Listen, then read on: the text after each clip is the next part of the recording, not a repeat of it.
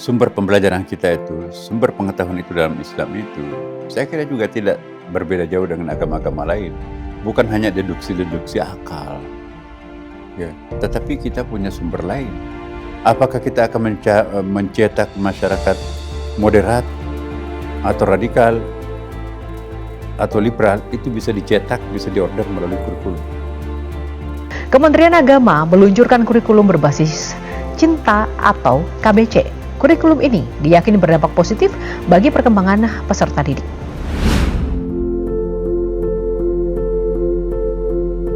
Di Kementerian Agama ini kita juga akan mencoba melakukan konsolidasi epistemologi dalam dunia pendidikan kita, ya.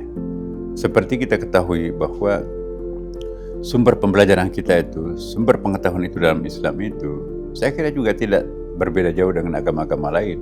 Bukan hanya deduksi-deduksi akal, ya, tetapi kita punya sumber lain. Misalnya kita percaya dengan apa yang disebut dengan wahyu.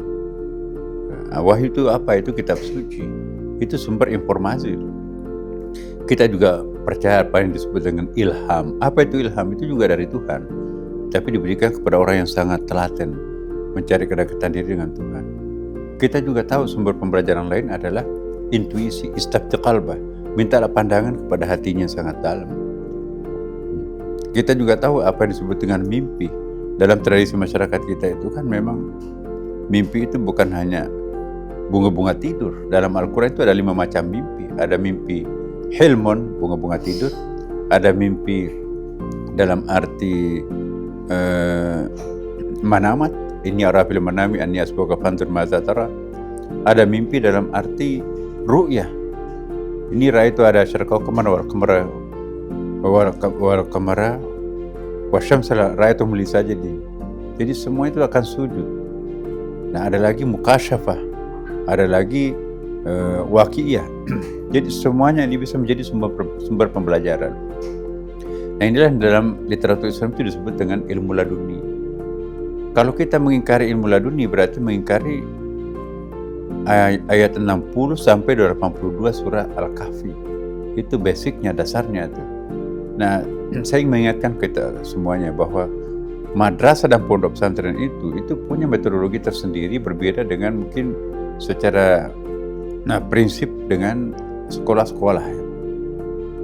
Maka itu sistem pengajaran kita di pondok pesantren dan di madrasah itu, kita sangat percaya betul bahwa peranan guru itu bukan hanya sekedar pendidik, tetapi itu mediator antara kita semuanya dengan Tuhan.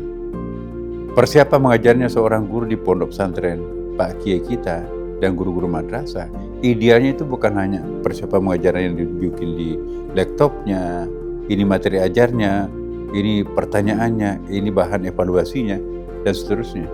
Tapi lebih dari itu, bagaimana menjadikan dirinya sebagai contoh terhadap pendidiknya.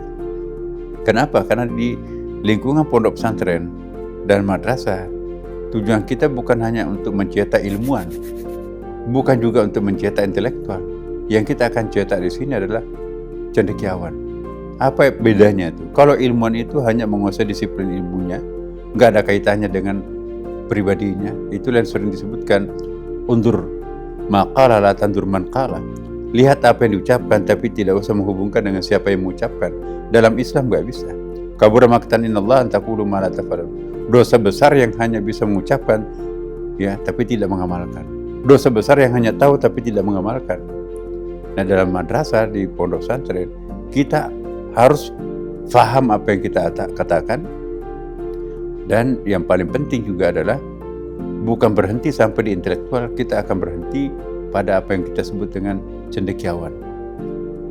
Cendekiawan itu adalah bukan hanya tahu menguasai disiplin ilmu tertentu, bukan hanya orang itu mengamalkan ilmu itu, tetapi resonansinya dalam masyarakat itu terimplementasi.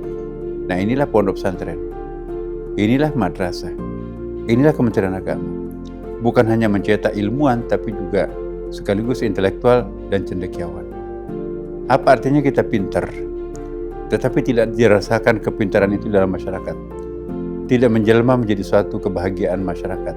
Nah, tantangan kita ke depan, bagaimana anak didik kita nanti ke depan itu menjadi cendekiawan, tidak hanya berhenti pada ilmuwan, tidak hanya berhenti pada menjadi orang-orang intelektual, tapi cendekiawan. Cendekiawan itulah nanti yang akan punya dampak terhadap masyarakat. Nah, memang tidak gampang karena ini harus kita bikin sistematisasi yang lebih konkret. Selama ini kan ya tidak jelas roadmap kita itu mau kemana. Tapi insya Allah pada sekarang ini kita sudah mulai punya guideline nanti, punya roadmap kita akan mau kemana ini. Maka itu kurikulum, teman-teman kita ahli kurikulum juga kita sudah kumpulkan, dan kita mengadopsi juga para kiai-kiai kita juga memberikan penasihatan terhadap Kementerian Agama. Kita juga melakukan studi-studi yang sangat mendalam tentang kurikulum ini. Saya sering menyebutkan kurikulum karena kata kunci itu kurikulum. Kita bisa mengorder suatu masyarakat, karakter masyarakat itu melalui kurikulum. Apakah kita akan mencetak masyarakat moderat atau radikal atau liberal, itu bisa dicetak, bisa diorder melalui kurikulum. Maka itu kata kuncinya kurikulum.